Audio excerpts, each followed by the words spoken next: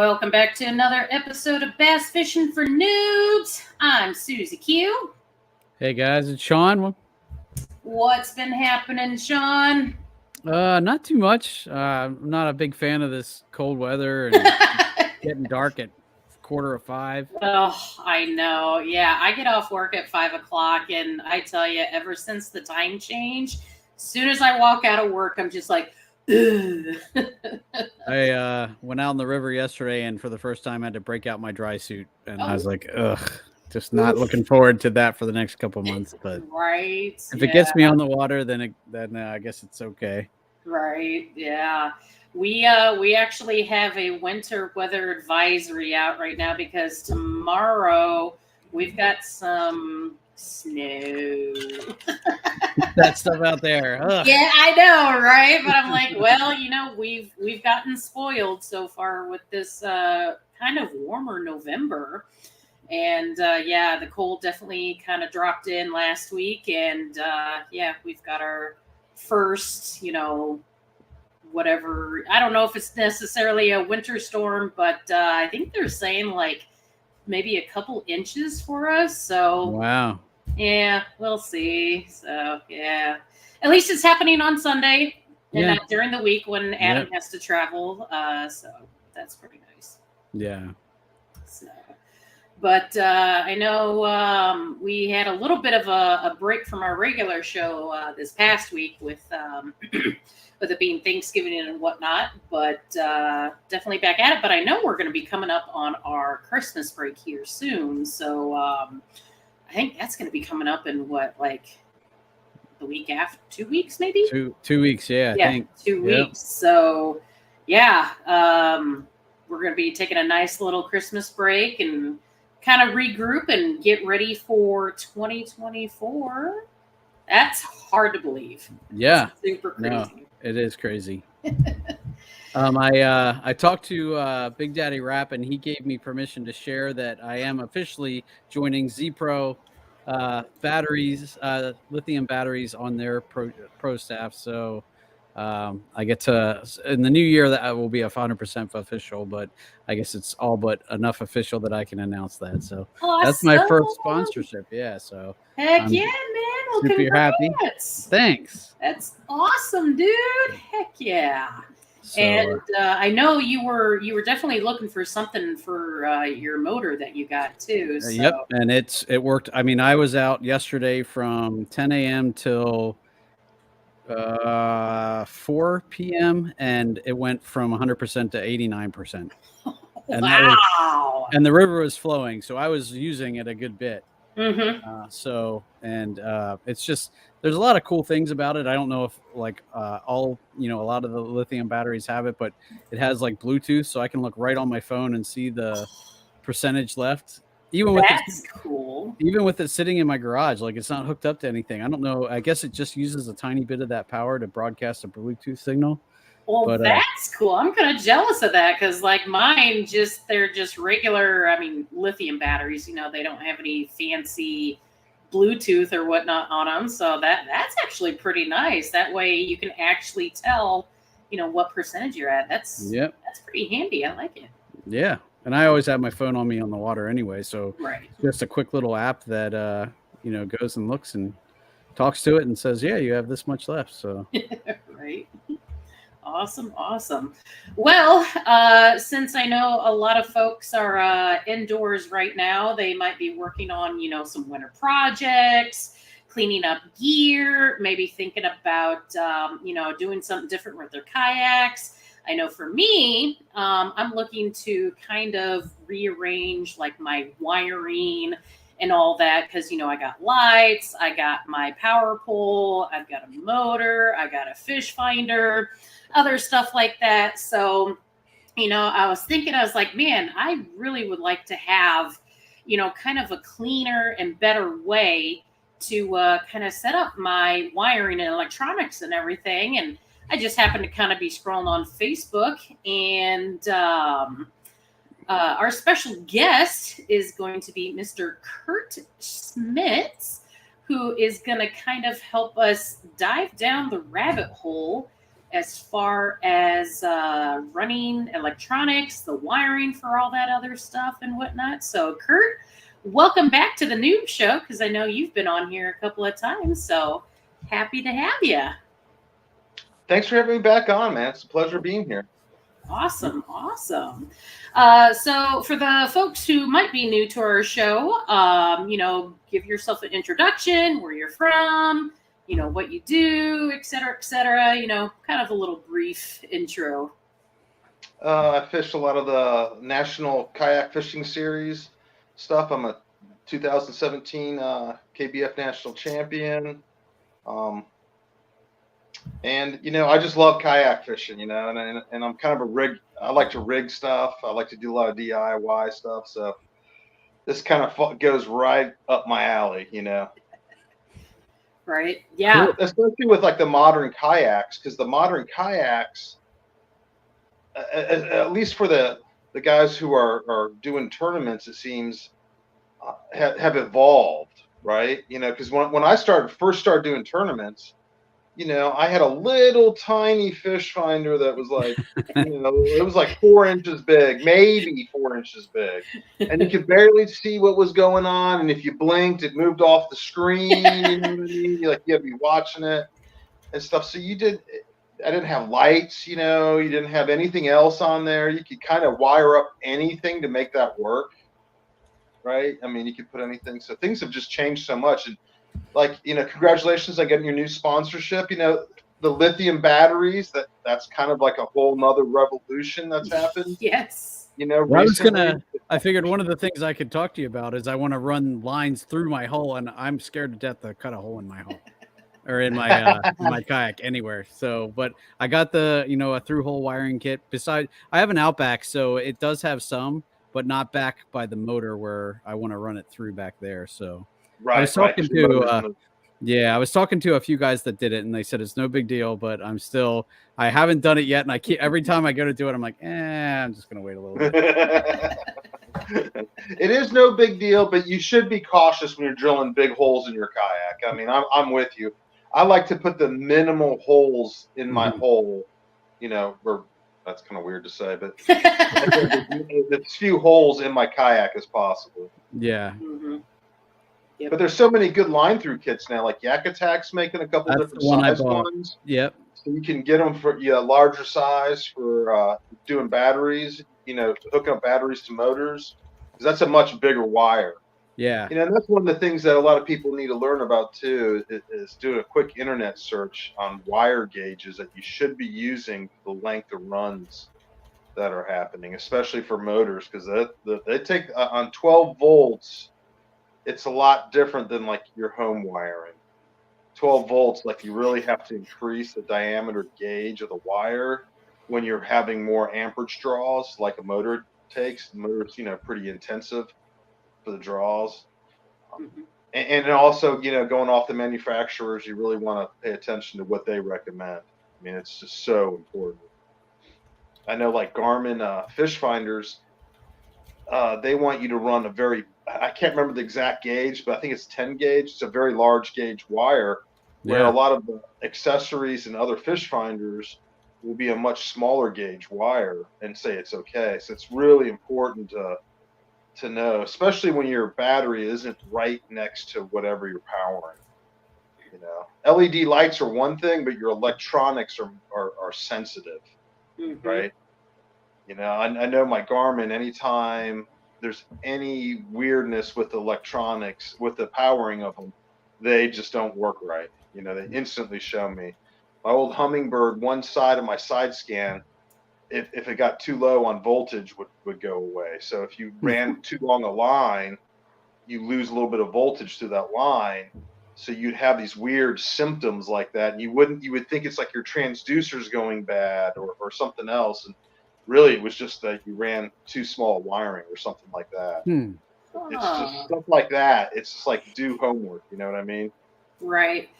Now, when you're talking about, like different gauge wire and whatnot, and I know you were saying not just like your average home wire, like what is is there a typical brand or like a typical type of gauge of wire to use when it comes to running wires in your kayak?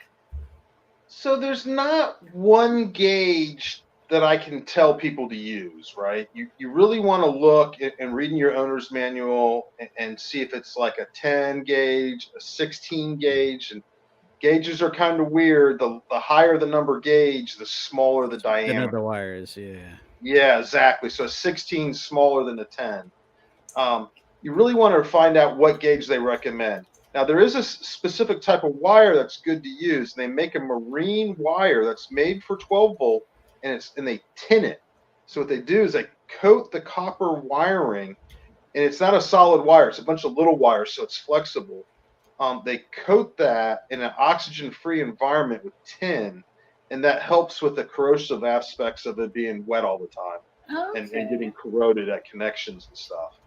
And it's worth a few extra dollars because it's really pennies. And in a kayak, we're talking like your longest run's going to... Uh-oh. He will be back, I'm sure. Yeah, right. So, as he's talking about, the different types of wiring and stuff like that. So I was actually wanting to pick his brain a little bit about this too. And now that he's talking about, make sure you're using the same size of gauge of wire, I actually think that I might have a different sized gauge of wire going from like one of my yak gear things. So, we both closed sorry, the guys.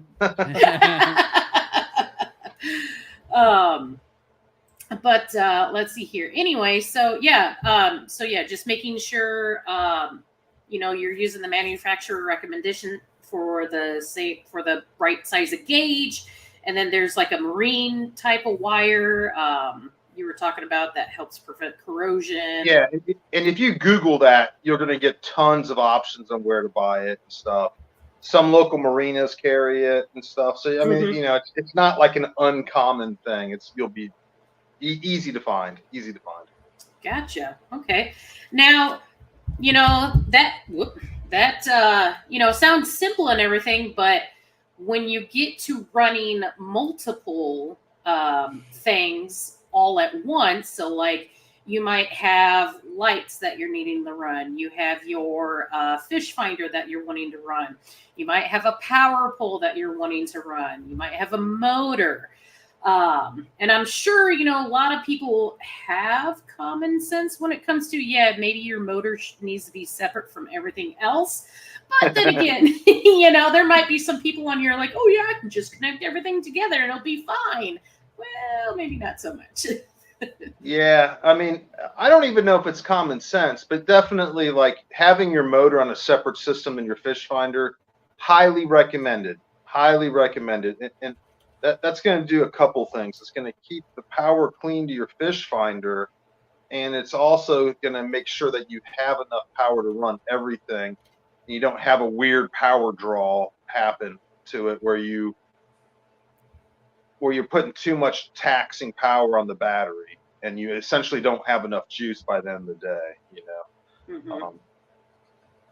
And the other thing that solves, that I mentioned, was that it keeps the power clean to the fish finder.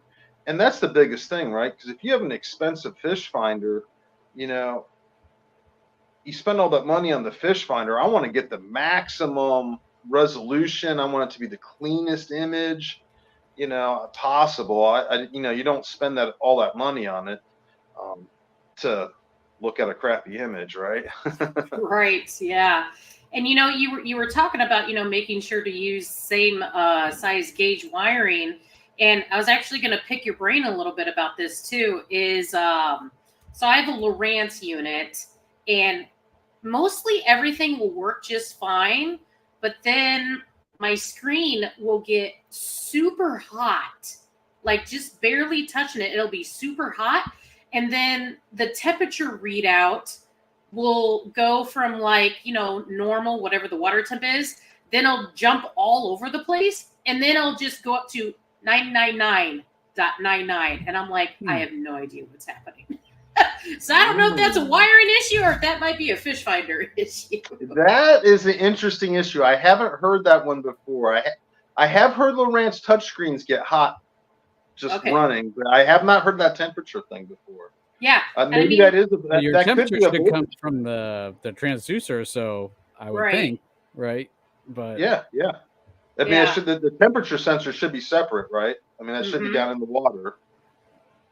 Yeah, I don't know. Yeah, that's an interesting one. That's going to be a winter project, is to try to figure that out, because that just started happening this year. It was just like mid-season, you know, and I'd be doing my thing, and I'd look over and I'd be like, I'm pretty certain that the water is not 30 degrees right now. It'd be midsummer. I'm like, yeah, no, something's not right. And then it would kind of fluctuate all the time. And like, it would look like the depth finder as I'm going over, you know, different depths of water, but it was the temperature going all over the place. And then it would just go to 999 degrees and it would stay there for quite a while. I'm like, well, okay. Fun times, you know, and not really being, you know, up to speed with, you know, electronics and wiring and stuff like that. You know, I'm like, I'm sitting here thinking, I'm like, well, I have one of those Yak power systems where it's kind of like the box, and then it's got like the different wire appendage thingies, bobbers on there, but they have special plugs to them. So you have to connect whatever device that you're wanting to connect to it to another special end. So I wanted to ask you, when it comes to connecting like wires and stuff together, what would you recommend for, you know, connecting things together? Or would you almost recommend trying to not have as many like splice connections as possible? What's your take on all that? You just nailed it on the head with the last thing. I'm a firm believer least number of connections through a wire, you know, from the source of the power to whatever you're powering. I want to have the absolute least number of connections. If I can help it, I want a straight wire running the whole way and just having it be one wire with no interruptions to it. Because every time you interrupt it in there somewhere, that's causing a little bit of, it's almost causing a little bit of power draw. So it's taking a little bit more voltage to go through that connection. And since we're in a very wet environment, the inside of my kayak, I don't know about your guys, but it's always wet. 24/7, 365 days a year. Yep. It is wet inside my kayak. So all those connections, they're just being hammered with water, whether it's humidity, whether it's just actually getting wet. I mean, there's just water present. And as soon as you run electricity through something that's exposed to moisture, it causes corrosion. It's something about the physics of electricity and water. And, you know, I'm not the one to explain the physics of it, but it happens, you know? Yeah. So it's one of those things I want to have the least number of connections. So when you say you have multiple connections, that ultimately could be a problem, and it may be a problem of it just getting a little bit of corrosion in there and it not being able to get juice through one of the connections. So I was thinking that too. When you have multiple connections, it's just that many more points of failure too, I guess. Yes. So. Yep. And you know, and the electrical system, out of all the things that you could have problems with, that's like the least one on the list, right? Mm-hmm. No one wants to be at the ramp going, man, my fish finder won't turn on, or your lights won't turn on, and you got an hour and a half till daylight, you know, and you're sitting at the ramp, you know. No one wants that problem. Or your motor won't start, and you got a 2-mile run. Exactly. Yep. You know, I mean, it's just one of those things that you want to make it, like, for me at least, I want to make it as simple and as bulletproof as possible with the least amount of places I need to look if there ever is a problem. But, you know, the one thing I have found is if you take some precautions, like getting the right wire, getting the right gauge, getting the right fuses, you know, and making sure you get the right shrink wrap, right, the shrink tubing, because not all shrink tubing is created equal. Some of it's marine stuff that actually has a heat-activated glue, so when it shrinks around the wiring, it actually glues itself and makes a watertight junction. Where some of them aren't actually watertight. They look like it's really tight, but it's not actually watertight, so water can still get up inside of them. So following all those like little details like that, and going the extra mile and getting shrink wrap versus using electrical tape, can really pay off dividends later. Gotcha. Now I know with fish finders and motors, I know most of them come with like fuses built into the wiring or whatnot. When it comes to like running other things, like I'm trying to think if my power pole has one. I don't know if it does. When when is it necessary to have a fuse, and how do you know what the right kind of fuse is to have? Okay. If you know. Oh, yeah. You will know, because usually it's listed somewhere in your owner's manual, and it'll usually be right by the gauge wire unit. So it's like once you find that information, usually really quick, you're going to find the other information, whether it's one might be in front of the other, but they're usually together. It's always the right time to be fused. There's never a time where you should have a battery in a kayak and not have it fused. Even if it's a really small system, even if you're running like 3 amps, which is a very, very small system, you should still have it fused. It protects the kayak, because we're in plastic kayaks. And if you short a wire out, it could get hot enough to melt your kayak. I've actually seen a guy put a hole in the bottom of his kayak. Wow. He left the system in there, and he had a short overnight, and he had a short in his wire, and it actually melted a small hole in the bottom of his kayak. Ooh. Yeah, it was a bummer. We were out of town, and luckily it wasn't a tournament, but we were out of town on a fishing trip, and he burned a hole in his kayak. And that was an unfused system, where if he would have had a fuse in there, the fuse would have blown, and he would have gone, "Oh, that sucks," and then and realized there was a problem, instead of ruining his kayak. Yeah. Right. Yeah. So I'm a huge believer in fusing everything, even though most lithium batteries have a BMS in them, and they have their own like kickoff system built into them. It should still be fused. You should still be fused, because the amount of juice that can come out of most lithium batteries is significantly higher than what some wires can take, some smaller gauge wires can take.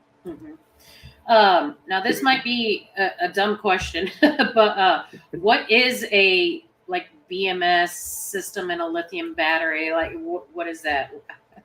Okay, so almost all, if not all, lithium batteries that we would buy for kayak fishing, they have the battery part, which are these cells that are inside them, right?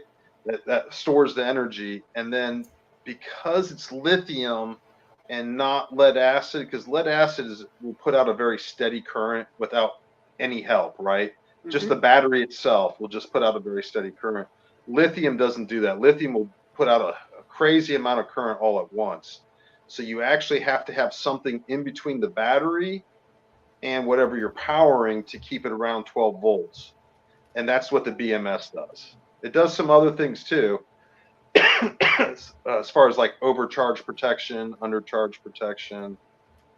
Some batteries have temperature protection, and it can do some other stuff depending on what battery you get. Not all lithium batteries are the same, and the BMS is a big reason why they're not all the same, is that you can pick what features you want, how much protection you want, how little protection you want. But the BMS is basically a circuit board, almost a small computer inside the lithium battery to help regulate everything. Interesting.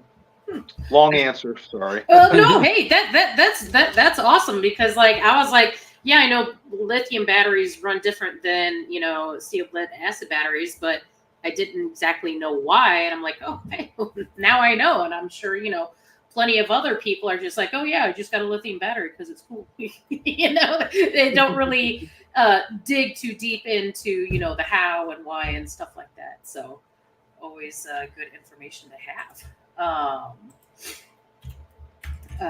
Let's see here. What was I going to say next?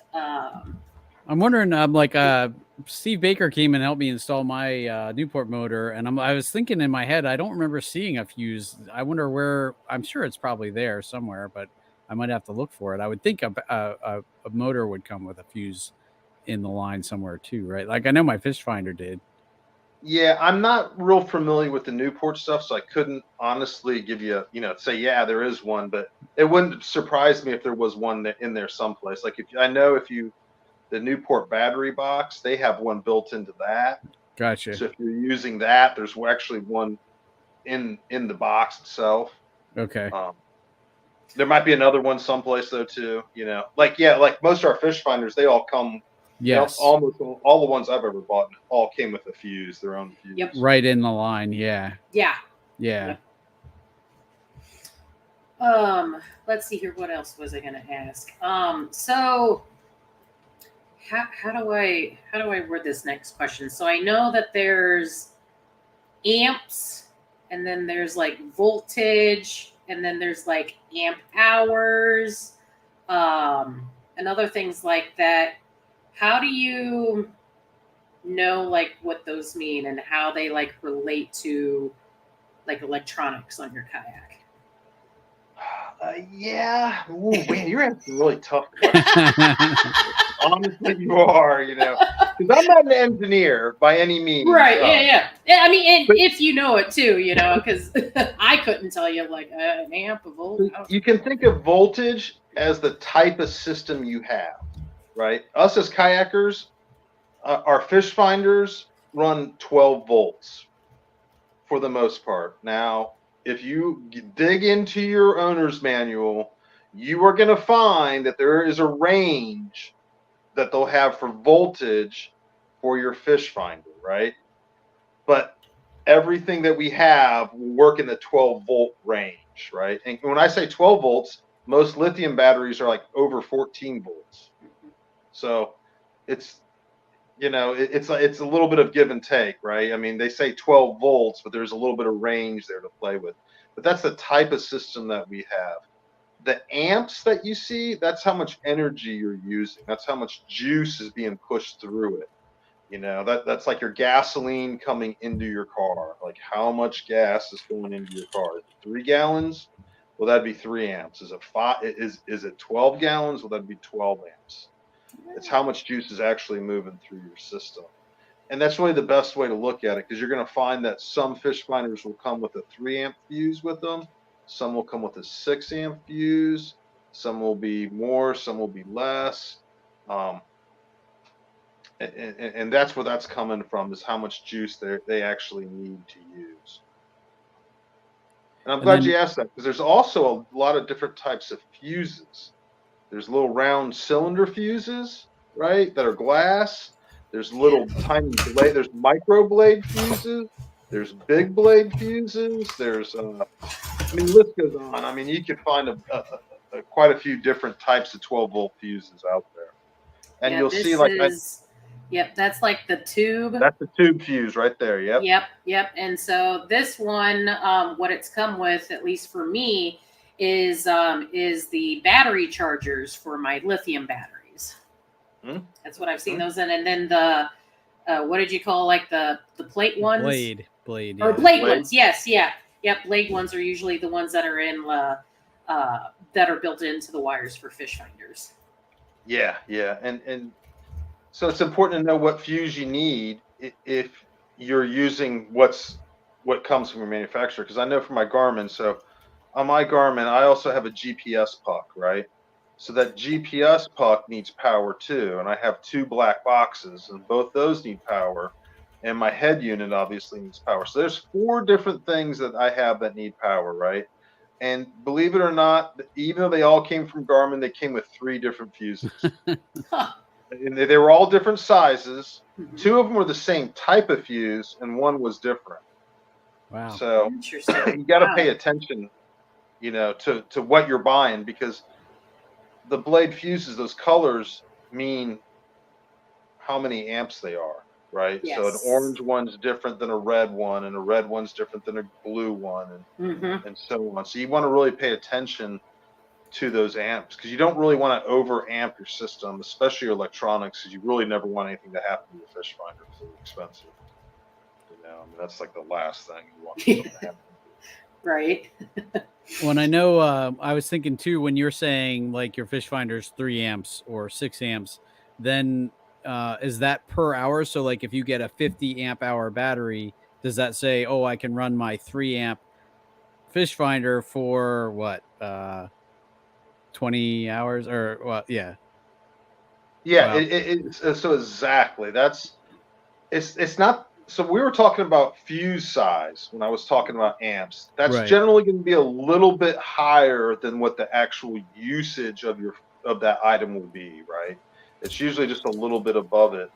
But it'll say again, like if you dig into your owner's manual, it'll actually tell you in there. Now here's where it gets tricky.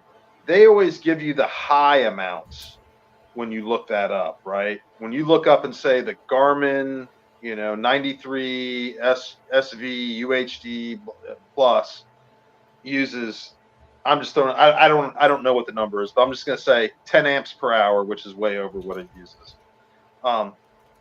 That's the maximum usage of it. I found that everything that I have runs a little bit less than what their maximum is. But that's a really good guideline to go by, because you really want to, at the end of the day, you really want to get off the water with extra juice and not have too little juice. Right. You don't want to be out there and go blind or run out of motor, Mm-hmm. You really want to have more. But that's a really good way to know that you have enough, just to do these numbers. Again, see, it's like research, man. And this is the most boring part of kayak rigging, right? Because all you're doing is taking notes. You're sitting at your computer, you're looking up all the amperages, and you're adding them all up to make sure your battery is going to be big enough. And then you're putting all the numbers for the gauge wires by everything that you need. And you haven't even touched your kayak. Yeah, right. You're just sitting there looking at numbers and, But when you get all that stuff done right, it leads into a trouble-free season, right? You spend that time digging into those numbers and doing all the boring stuff and getting all the details and being a nerd for 2 weeks on it. And then you can forget about it. That's what happens to me. It all goes out of my head. In 2 weeks, you ask me what gauge wire I put in, I'm not going to have a clue. Right. I'm not going to have a clue. I'll be like, I'll have to look. Maybe it was 16, maybe it was 12. I'm not sure, Mm-hmm. But whereas I guess if you take shortcuts, then that's when you do spend time out on the water trying to figure out why is this not working, and that's definitely not when you want to be having to figure that stuff out. Yeah, and you may not even be able to fix it. Right. I mean, I don't bring a soldering iron with me to the ramp. Right. Yeah. You know what I mean? I really don't. I bring an extra battery. I'll have an extra lead on that battery. I might have an extra component here or there, but I don't have a whole. I'm not ready to do heart surgery on my. Right. Yeah.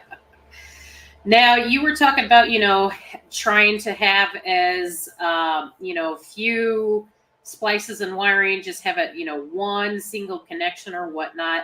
I've seen some different types of connectors that people have used for going from the battery then to the fish finder or whatnot. Do you have any tips or insight or anything when it comes to connectors or anything like that? I mean, I use obviously I use a very normal ring connector. So thing about connectors, right? There's going to be 2 different sizes for them. There's going to be the wire size, and there's going to be the hole size for where the battery post would go through. So it's worth spending some time to get the right size for everything, because then it just makes putting it together a little easier. I mean, you can make it work if they're not the exact right size, but makes it easier if you again take some notes when you go into the hardware store and you know that it's 10 gauge and 16 gauge they need, and the battery post is whatever it is, 1/4 inch, 1/8 inch, whatever it might be. It's good to know those things, because then you'll be able to get the right piece for it. And it's worth soldering every connection. in my opinion, right? Now, I know some guys are big on crimping, right? And they say they have all the success in the world with crimping. I have never had a problem when I properly soldered something ever coming loose, ever getting corroded in between the two or anything, because it becomes a solid piece. There's no place for water to intrude to cause any corrosion to happen in between the two metals, right? Because you're going from a copper wire to whatever I don't even know whatever they make those little connectors out of to your battery, or to your whatever else you're connecting to, on the other end of it. So my advice would be solder everything. Gotcha. Now I know that can be kind of a rabbit hole on its own too, soldering and everything too. But I mean, to kind of keep it most simple, I couldn't tell you the first thing about soldering. Like, I have a soldering iron. I've used it maybe once. It wasn't for anything kayak fishing related. It was like a little arts and crafty thing I did. But are there different metals to use when it comes to soldering, or is it all the same? What I pick out is all the same stuff. I mean, you don't want to use plumbing solder for your electrical stuff. You want to use an electrical solder. But that's like usually if you go to your hardware store, like if you walk into a Lowe's, they have right where the soldering guns are. That's the solder I use. That's the paste I use. The flux I use is what the paste is. And that cleans the metal. So you clean your metal, then you stick it in that little paste, and it will help the solder flow onto whatever that paste is on. Okay. Crimping does work too.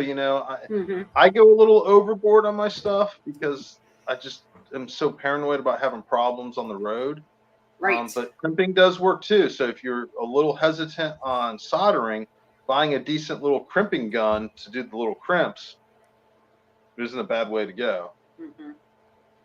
Yeah, definitely good to know. Because I honestly, without talking with you, I'm very basic, third grade level. Okay, yep, I'm just gonna crimp my wires together and not really think much of it, but now learning, soldering, I'm like, oh, okay. But then for somebody who's never done stuff like that before, you're just kind of like, well, am I going to do this right? What am I going to mess up? Am I just going to set everything on fire? Type of thing. I have burned holes in my pants with a soldering gun before. Just saying, it happens. It happens. It does happen. You can't help but do that at least once. Right. Yeah. Let's see here. I was also going to show. I was going to say, if we look at his pictures. Yes. Bring that up here. There we go. So I got a few different pictures that you had shared recently on your Facebook page. Obviously, he's in a Hobie Pro angler, and he took off the rod tubes and the rod tube plates, and from here it looks like you're running some different connectors, I would assume. Yeah. So what those are, those little red things down there, those are the backs to the plugs that I'm using. Excuse me, to the switches that I'm using. Those are all the backs. So there's 4 of them down there, and that I have 4 switches that are going into that little delete plate right there.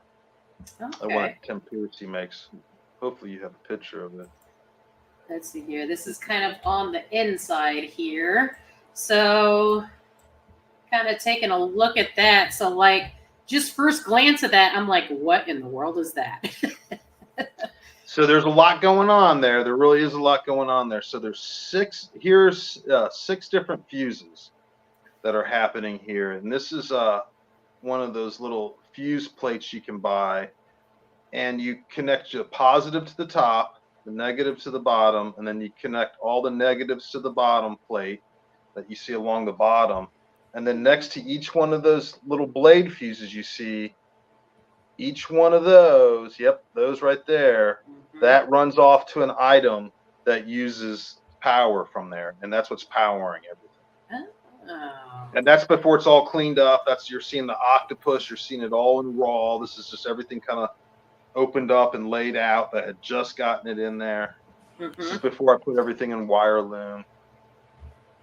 But this is a way for me, because my kayak isn't the most complicated, but it's definitely one of the more complicated, I feel like, as far as the trunks goes, because I got lights that I'm powering.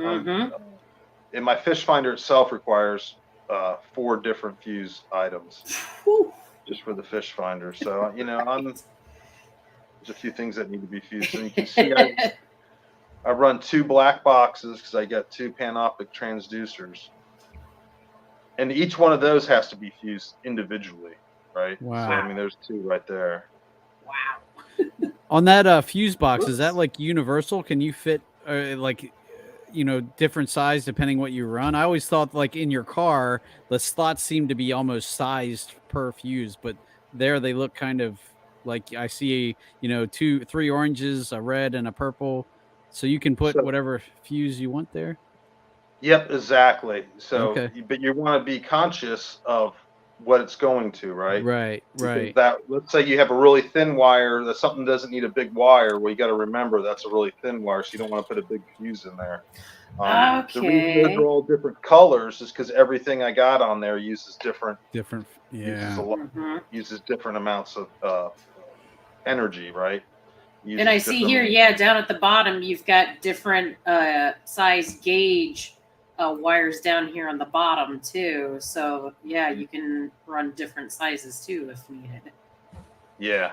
I mean, it's a little hard to see, but there's probably 3 different gauges on the red wires, and on the black wires, there's probably at least 3, if not 4, different gauges on those.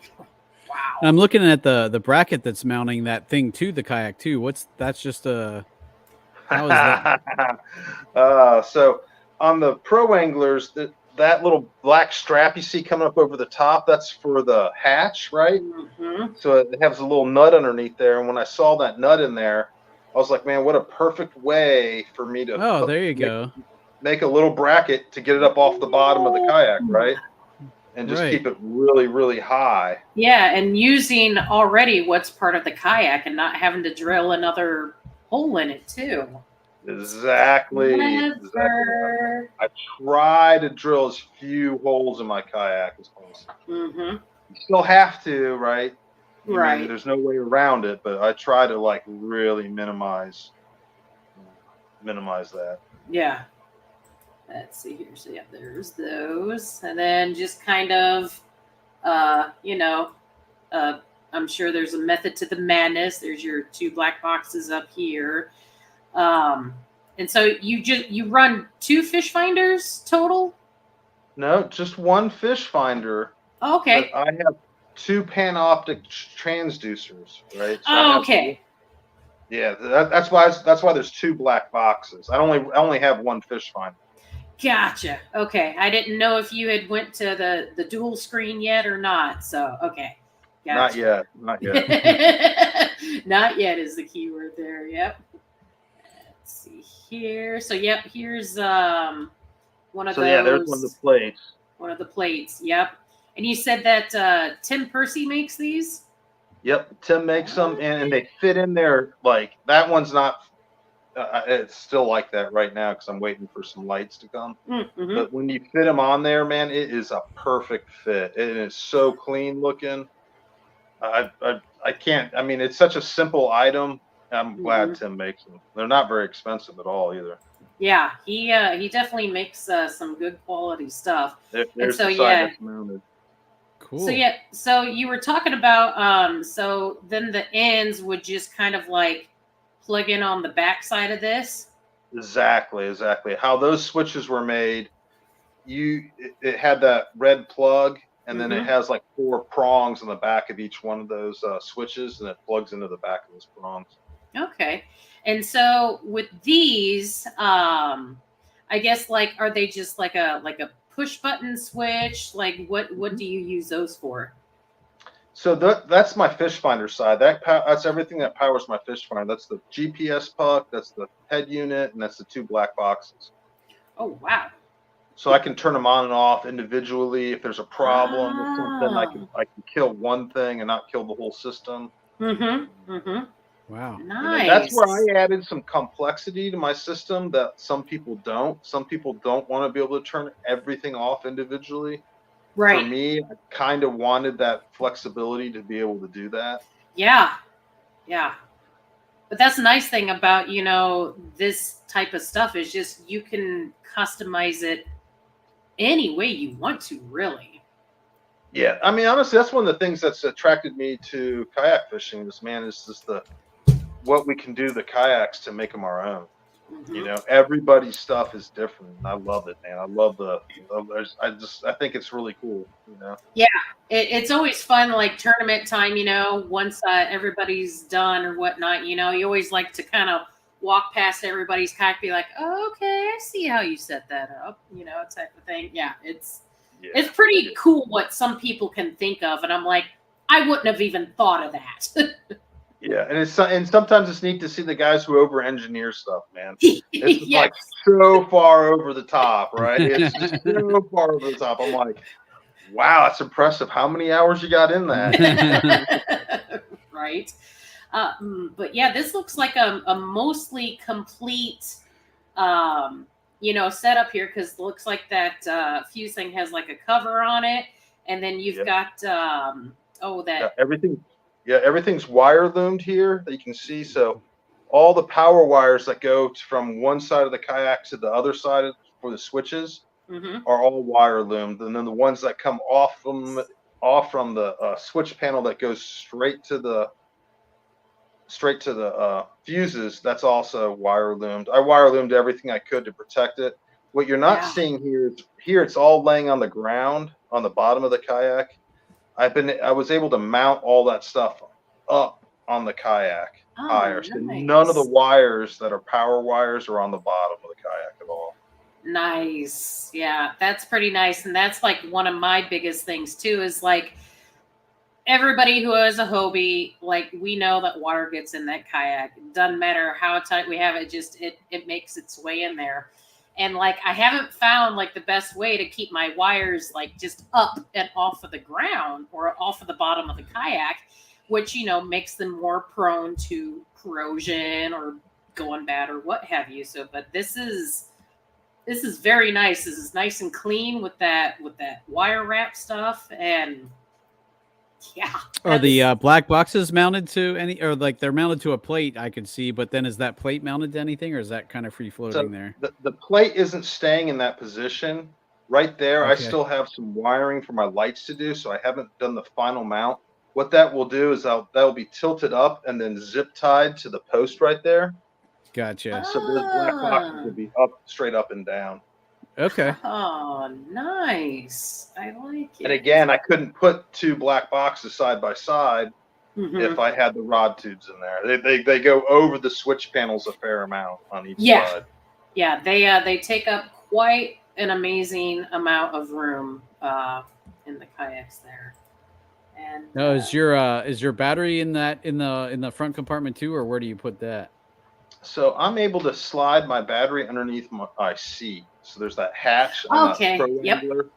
I was able to take that out. There's two foam blocks that I took out, but I added foam blocks above my battery and then underneath it to support the battery. So when I slide that battery in there, it kind of replaces the support those foam blocks did. I mean, it barely fits too. I mean, I have to like wiggle it to get it to go in every time. It's like it's tight. It's tight, but it does fit. It does fit, and I like it there too because it's very centrally weighted in the kayak. Right. I mean, we put so much stuff on our kayaks, man. They can easily teeter, like, lean a little bit to one side. That drives me crazy. So you're running basically everything off of just the one battery, then? Yes. I'm running, because my motors run. I have a Torqeedo, so I have Torqeedo batteries for my Torqeedo motor. Yes. So yeah, my fish finder, my lights, the GPS puck, the two GLS 10 boxes for the Panoptics. Yeah, that's all off the fish finder, or off one battery. One battery, gotcha. What What kind and size and amp and what battery do you use for all that? So it's a MillerTech battery, and it's a 45 that I use right now for it.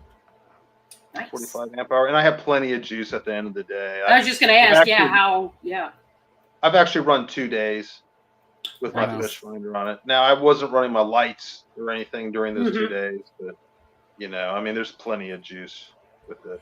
Like I said, I believe in having a little bit of extra juice, right? Versus cutting it close. Because I've heard that the Panoptic stuff, can kind of drain the batteries a bit more and whatnot. So I didn't know if you had experienced some of that too with those. Yeah. When I first got my Panoptics, I was a little impressed with how much juice they actually used. I was like, well, I guess I'm upgrading my battery now. Right. And then I got another black box added onto it, so another Panoptics added onto it. I was like, well, I was going to say, what does the second one do? Like, I know, or do you have then 3 transducers total, or do you like one for down imaging, side imaging, or does one of the Panoptics do that? So I have 3 of them total. That's what I thought. One that does down and side, right? Like in traditional sonar, that mount on the traditional Hobie plate underneath, the Guardian plate underneath, and then the 2 Panoptic transducers. So one of them shoots in perspective mode, which is a very flat and shallow and gives me a very wide view from side to side. But it only works in shallow water. Let's say up to 10 feet, it works really good, unless 15 feet, kinda, and then much more than that, you can't see the bottom. Is that like the one where it's like in a circle? Or is that would be the Humminbird 360. This is more like almost half of a pie. Oh, okay. Almost half of a pie. When you look out, it shoots out like this, and you see kind of like almost half of a pie. Gotcha. And then I have another one set up in what they call their forward, which actually shoots an image below you and in front of you, and you can see like 60 feet below you. Wow. It's very thin though, right? You're not seeing a pie anymore. You're seeing just a little sliver of the action that's happening. And that one's very directional, right? Yeah. I'm sorry? That one's very directional. That's the one you're going to be kind of aiming, right? Yeah, probably. Yeah. You have to be pointed, like if you want to look at a tree, you have to point it directly at that tree. Where in perspective mode, the tree just kind of shows up on the screen. Gotcha. Yep. And you probably have, I know there's several different versions now of, like mounts and stuff that I've seen for Hobies that can clamp right onto the H rails that you can, use to like turn it and whatnot too. Yeah, I actually have one that I made myself. Oh, nice. Out of aluminum, There's some really nice ones coming. Yak Attack's got one in the pipeline that looks killer. I can't wait till it hits the market.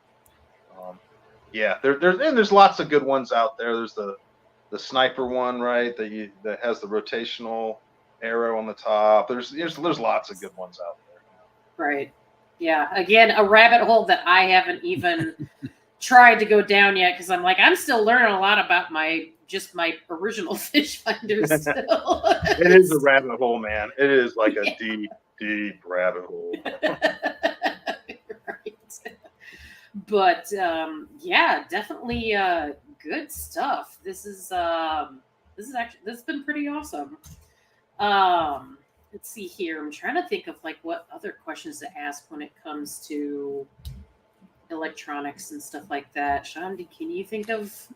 I know you mentioned like the through-hole wiring kits and stuff. I know like I found besides the one the Hobies come, I know at least my Outback has some that were built in that I used for my fish finder initially, and that worked great. And then I found the Yak Attack ones that also seemed like very similar to the Hobie ones. I know the instructions on mine say drill a 1-inch hole, and I was like, that's a big hole.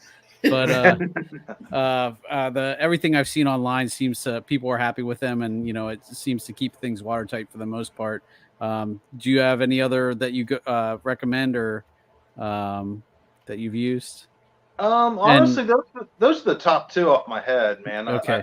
The neat thing about the Hobie is that they got 3 ports on them, right? Yes. So if you got multiple things you want to run out of there, you can. That's kind of neat. The thing I like about the Yak Attack ones is that they seem to be like really watertight, more so than the Hobies. The Hobies seem to have a little bit of water intrusion can happen, not a lot, but and some.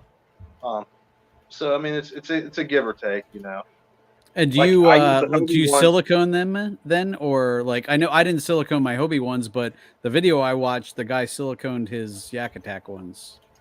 I have silicone my Hobie ones just to due diligence. You know what I mean? When I overdo stuff quite often, honestly. You know what I mean? I'll be in there messing with it. I'll be like, man, that may not be a bad idea. And I'll just squirt some silicone on it, jam it shut. I have it, so I'm like anything that I screw into that, I silicone. It seems like exactly. Right. I'm like, even if it doesn't need to be, I'm like, yeah, it's not going to hurt anything. Exactly. If it's there, so. Yeah. It's not going to hurt. Why not? Right. It could only help. Right. And I have this big old tube of it, so it's not like I'm going to run out of it. So I might as well keep using it. When it comes to silicone, what I wanted to ask you about this too is,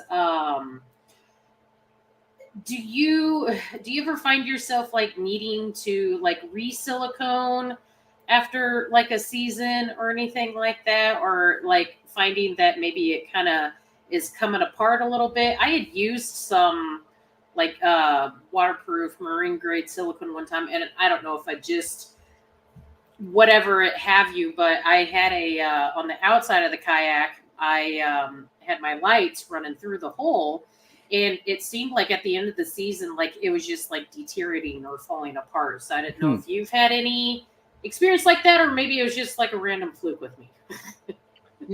I can't say have any experience with it deteriorating.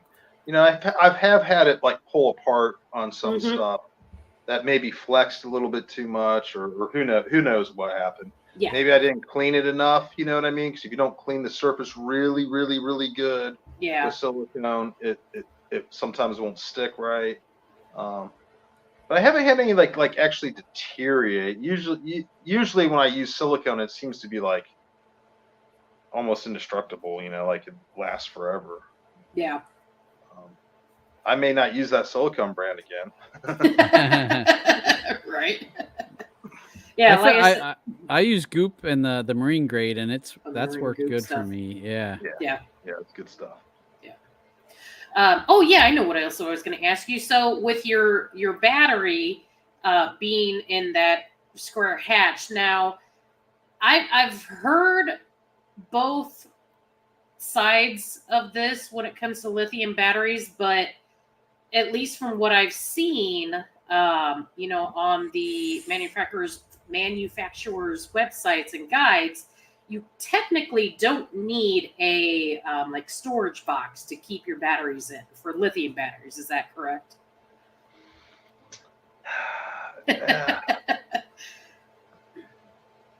Let's say that having a storage box, especially if it's on the outside of your kayak where it may get a lot of water on it, is a really good idea. I can't speak for every manufacturer out there, but from what I've read about lithium batteries, they all have a small, tiny breathe hole someplace, right? Because they get hot on the inside, and then they get cool when you're not using them and you're charging them. They get hot, so there needs to be some way for that air to equalize in them. So that's what you don't want to get water on, because if that thing sucks that water into it, that's obviously not good. Right. So it's a good idea. I think with any manufacturer's batteries that are out there, and maybe you can find some military grade one that's totally sealed somehow. But I'd put them in some type of box if it's on the outside of the kayak. I think that's just a good idea. Yeah. Now, there's probably going to be 900 guys that say, "Oh, I haven't done that, and I haven't had any problems." They probably haven't. I mean, right? Yeah. Which is kind of why I'm asking you too, because I've read places where like you should keep it in concealed, and then other guys I'm like, oh yeah, you can have it on the backside of your kayak. You'll be fine, even if it's pouring down rain. I'm like, really? And they're probably right, and they're probably fine. Again, I all overdo stuff. You know what I mean? I'll overdo it.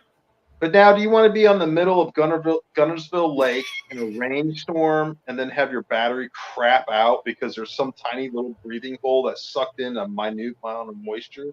Mm-hmm. Yep. Or do you want to put it in a box and never even have to worry about it? Right. Yep. Exactly. Now the one under your seat, is it wedged in tight enough that you don't have to mount it there or have anything that kind of holds it there? Or Oh yeah. Okay. I mean because there's like 2 scupper drains that come up right there, right? Yep.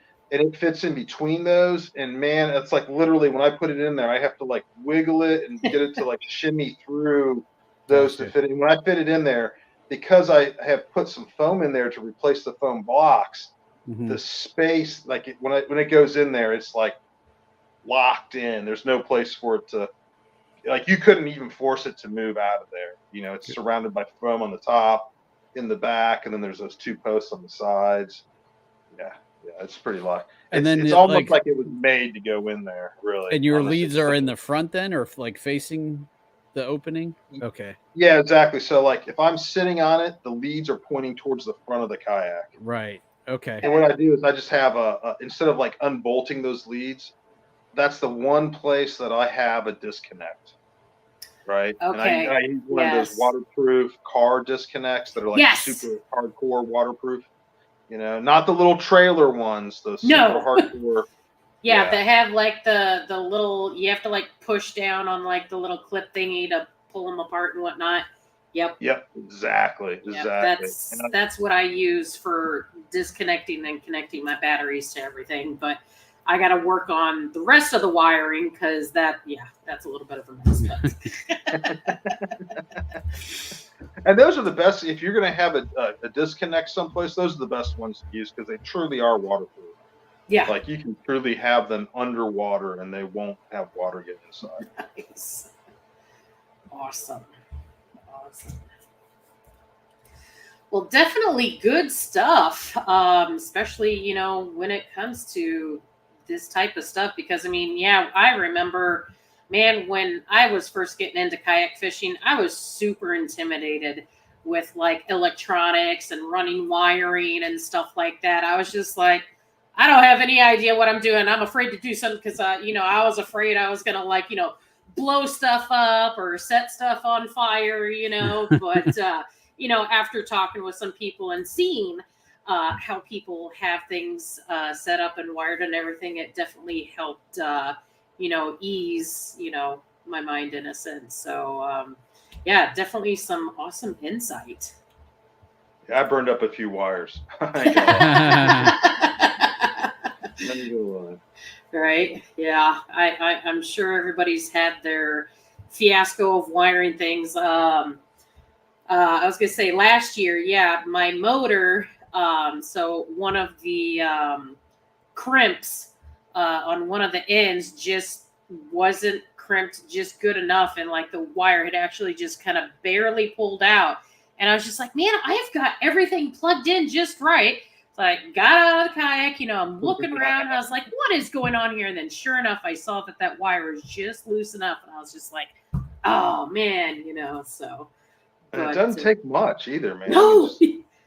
It's just a little bit of tiny bit of play, and all of a sudden it just won't work. Nothing. Yep. Exactly. Well, Kurt, this has been really awesome. Thanks again for, coming on the show tonight, kind of go down the rabbit hole with us when it comes to wiring your electronics on the kayak. Sean, did you have anything else that you wanted to ask? No, I was just going to say, we'll have to get links from you for, where those, where you got those, the guy who makes those plates. We can, definitely give him a shout out and, that kind of thing too. That way folks can find them if needed. Yeah, absolutely. Tim Piercy is his name. You look up Tim Piercy Fishing and it'll take you back to his website. I know Tim. Yep. Yeah, I know his website. He's got more than just, mounting plates and stuff like that too. He's got a bunch of cool stuff. He's even got some like wire art that he can custom make for you too, which is really neat. So that's cool. Yeah, he makes some really good stuff. And then also, Kurt, if you wanted to, shout out any sponsors or people or whatnot, let's hear them. Yeah, thanks. I'd like to throw out my sponsors. Yak Attack, Torqeedo. I mean, I can't thank these guys enough. Lithium, Picasso Lures. These are the guys that help keep me on the water. Fishing Online, I don't want to forget these guys. They're instrumental in what I do and helping me, do what I do. So, if anyone needs anything or wants to check anything out, contact me. I'll help you walk you through whatever, or just go straight to those guys. They'll help you. They're all really good companies to work with. Awesome sauce. All right, good stuff. Well, Sean, you want to close this out? Well, thanks again for coming on and appreciate you coming on and just, really making a complicated subject pretty easy there, Kurt. And definitely have to have you back on again sometime. I was just looking, when I went back to look at what we talked to you about before, I saw blade baits, and I'm like, I'm going to go watch that again because now it's blade bait season. So yeah, exactly. I could definitely use a refresher on that. So, but yeah, thanks again so much for coming on. And everyone, thanks again for listening. Be sure to check out Kurt. We'll link him on all his socials and everything, and check out his sponsors as well. Again, thanks again for listening, everyone. This has been the Bass Fishing for Noobs segment here on the Paddle and Fin podcast, where we bring you the techniques, the tricks, and the tips to help you rip more lips. You guys have a good night. Good night.